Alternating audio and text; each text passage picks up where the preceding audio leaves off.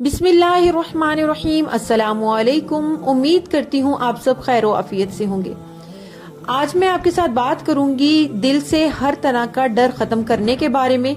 दिल से डर, खौफ, बुज़दिली और घबराहट दूर करना, इसके लिए मैं आपके साथ एक बहुत ही मुजर्रब अमल शेयर करूंगी। बाज़ लोगों के दिल में बिला वजह डर, खौफ पैदा होता है। तरह तरह के वसवसे, बुज़दिलाना ख्यालात और वहम दिल में बुज़दिली और घबराहट पैदा कर देते हैं।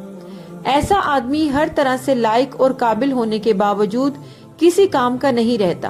परेशानियां कदम कदम पर रुकावट बनती हैं। बेजा डर, खौफ इसको किसी बात करने और किसी जगह जमकर काम करने से रोकता है।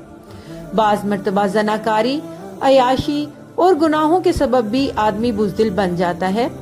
इसका इलाज ये है कि गुनाहों से सच्चे दिल से तौबा करे और हर वक्त पाक, साफ और बावजू रहने की कोशिश करे और नमाज बाजमात अदा करे, कसरत से इस्तगफार करे और दिल से डर, खौफ निकालने के लिए रोजाना बावजू 360 बार ये कलमात पढ़े, या सलामू, या हफीजू, या कवीयू। ये कलमात हमेशा पढ़ने से इंशाअल्लाह दिल से हर किस्म की बुज़दिली दूर होगी, डर खौफ निकल जाएगा। पढ़ने में नागा ना करें, कम अज कम 40 दिन लाजमी करें।